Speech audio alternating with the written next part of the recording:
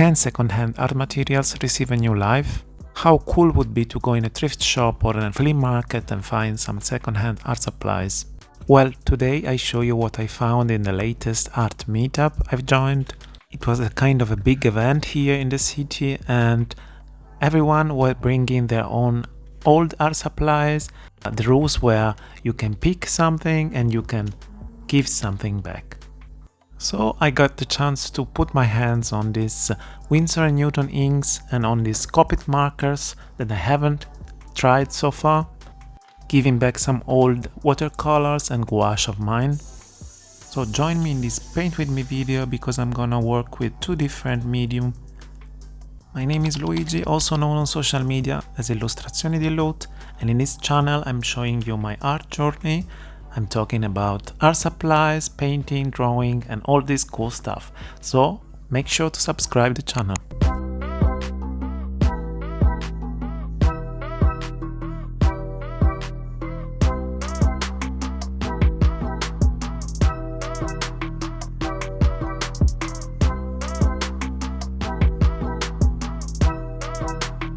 Let's be honest, most of us has so many art supplies at home. We don't use all of them and we always want to experiment something new. So I was extremely thrilled to join this meetup and share my art supplies and see what the others have. Specifically, I got the Winsor Newton inks that you see me here swatching. They are the Vermilion, Brilliant Green, Ultramarine and Peat Brown, which is almost finished, but yeah, it's part of the philosophy. As well as some Copic markers, which I have never tried so far, and I'm very excited to test today with you. Specifically, it's a set of 3 Copic sketch and 3 Copic chow.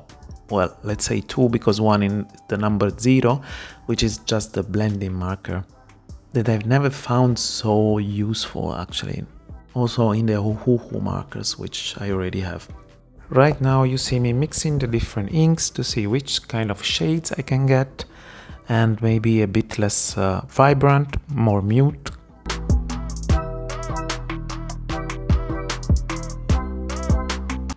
So grab your markers and let's start with a portrait.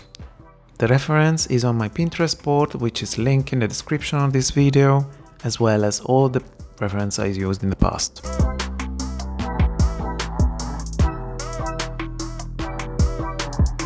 I'm gonna use my sketchpad from SMLT Art, which is specific for marker. It means it bleeds through the page on the other side, but not to the next page, which is kinda nice. And if you know me, I'm very picky with my paper and sketchbooks, and this is the biggest limit for me using markers actually.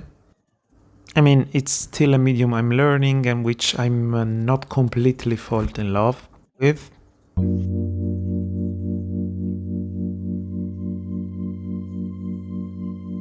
So I'm gonna start with the lighter marker here to set up the values which is just above the highlights. And this is also a big limit for me when I'm using markers. I'm always scared to make too bold marks. But in this case, these specific ones are all a bit pale, I would say. I have a pink one and a light blue one and 3 grays. One of the grays is quite dark, but the others are very pale, which is preferable in my opinion using markers, because you have more time to understand how to shade and maybe build up your values later. By the way, between the stuff I gave back to this art supplies market, let's say, there was some Arteza watercolors, some gold acrylic I never used before, and a set of very basic gouache. The guy that picked them up was so happy to try for the first time gouache, so I was very happy to give it to him. I'm slowly building up the value here with some second level gray, and then starting with the highbrows, which is kind of dark, I go for the next gray.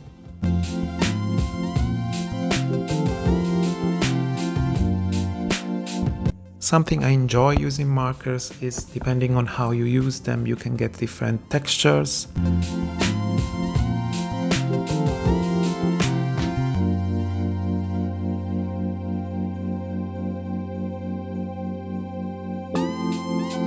For the little pigeon on her shoulder, I want to use the negative painting technique, which means part of the bird is gonna be highlighted from the background and not drawn by its own.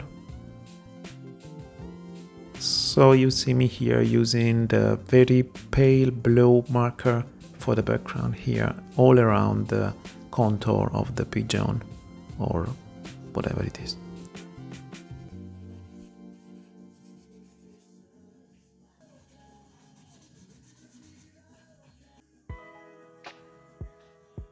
Time to build up the darkest dark, and here I'm always a bit scared with markers because there is no coming back here.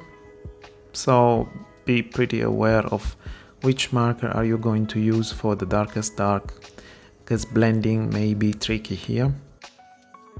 By the way, if you want to blend the markers, normally it's suggested to go with the lighter one on top of the darker one repeatedly till you achieve the desired result, as you see me here using on the cheek.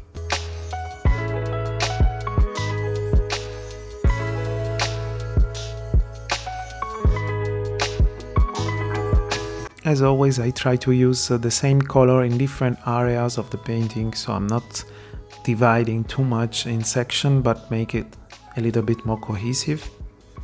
And I wait for you at the end of the video to see the final result of this drawing. Markers are well known to be a good medium to mix with other techniques such as colored pencil, but here I'm using just a jelly white pen for highlights.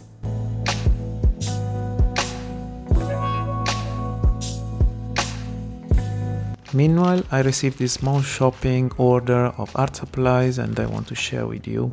I got this travel brush in a smaller and a bigger version, and mechanical pencil. These are not bad actually, because my beloved graph gear pentel got broken. And then these clips, which is kinda vintage cool, and a few empty watercolor brushes which I fill up later with ink. This is me after 3 days locked at home because I got flu or COVID, or I don't know, I felt very bad lately. And it's the third day now, we can go for the ink session. I choose my mixed media sketchbook, also SMLT art, using my brand new clip, and let's go for the sketch. Reference also in the Pinterest board. Together with some artist friends, we decided to start a little challenge by our own. Every day we draw animals from different positions. First day, armadillos. Let's go with some dip pen in the ink for the line art.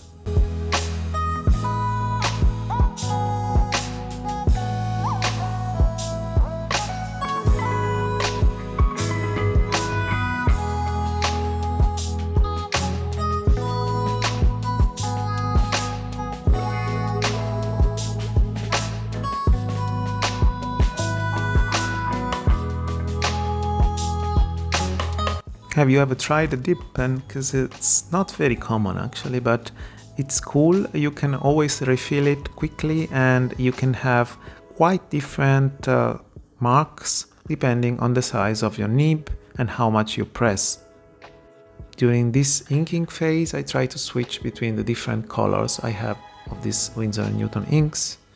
By the way, it's important to note, as they wrote in each one of these very fancy boxes, that only the black and the white inks are permanent to light. That means that all of them are not light fast, and some of them, as I will discover later, they are not even waterproof.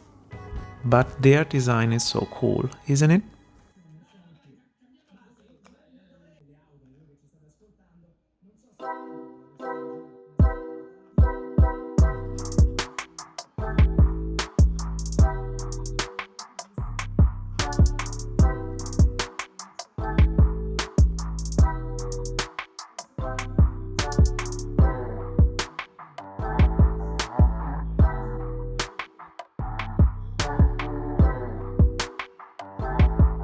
I like to use inks as a watercolor sometimes, even if it's not as easy as watercolor to paint with, because they dry quite fast and they are not as easy to blend as watercolors, but they are so bright.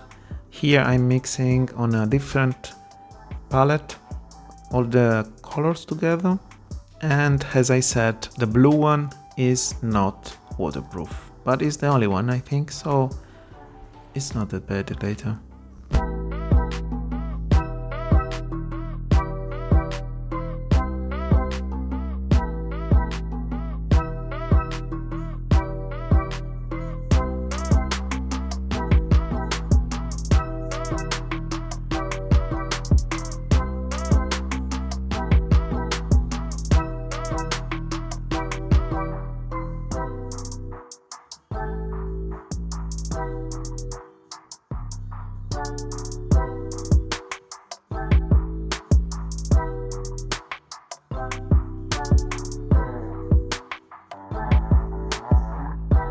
Overall, I'm happy with the final result. It was a quick practice exercise. If you like to try to paint with inks, I have the specific videos on that. You can find me on the channel, so subscribe to the channel if you haven't done so far. Have you ever had the occasion to get some second-hand art supplies, maybe from your mother or your grandfather or the painter person you had in your family? I've never had painters in my family, so the first is me, and these occasions are quite rare to get some second-hand art supplies. But I do love the idea to give them a second life. If you enjoyed this paint with me video, I leave you with another one here. And I thank for watching so far, and I see you in the next video. Bye!